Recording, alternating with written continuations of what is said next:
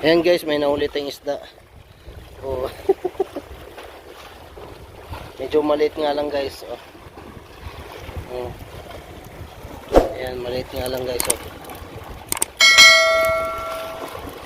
Oh, sa ganap ng time check 3:25 ng umaga.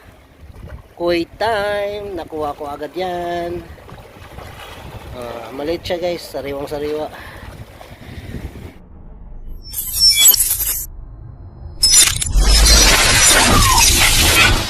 Now, here's... Hello guys, good evening. Welcome sa panibagong vlog. Ngayong araw na to guys, araw ng Thursday, kung saan sa ganap ng time check 3:16 ng umaga na dito sa bansang Kuwait, kung saan kami ay nagfi-fishing dito sa Marina Beach. Ayan guys, ano kaya ang ating mahuhuling isda? Yan ang ating aalamin ngayon.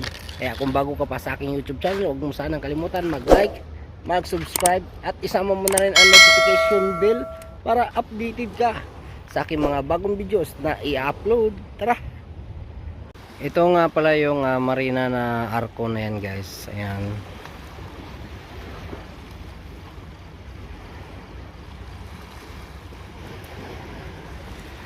So ayan si John Del. Binabantayan niya yung yung fishing rod niya. Kasi pag may kumagat na dyan guys na isda, babaluktot yung dulo ng fishing rod eh. Doon malalaman na may kumagat na sa pain niya. So ibig sabihin may isda na.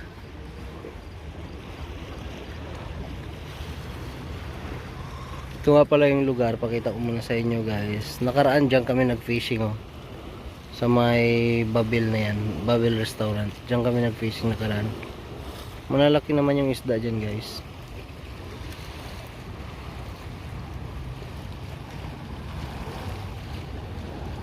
One hour later. May naulit ang isda. Oh. Wow! Medyo maliit nga lang guys. Oh. Wow! Ayan, maliit nga lang guys. Oh. Sa ganap ng time check 3:25 ng umaga. Kuwait time. Nakuha ko agad yan. Maliit siya guys, sariwang sariwa. Ito guys, pakita ko sa inyo guys ang ating pabigat. Gumamit na kami ng medyo mabigat na pabigat guys para malayo. Number 2 siya guys.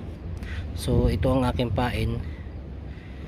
Ito isda ang aking ipapain ngayon. So maghahagis na tayo guys, maglalagay na tayo.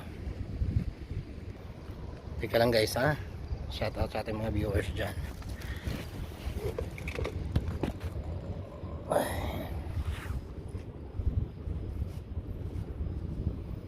Yan guys, lalagay na ako. Medyo madilim nga lang guys, medyo madilim. Dito tayo kasi madilim guys. Yan, dito maliwanag.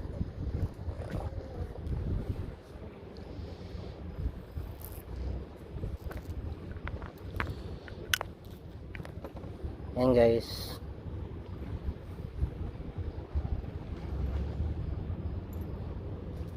at malaki na rin yung taga na ginamit namin, yung sima. Yan guys, ang laki na rin. So maglalagay na tayo, lagay na natin ang ating paing.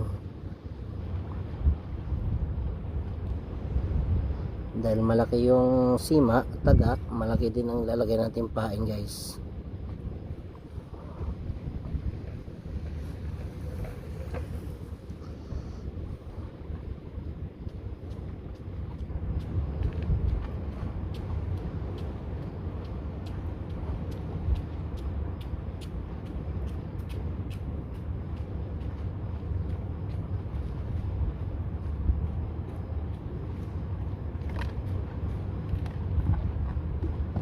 Okay na. So ayan. Shrimp. Agos na to guys.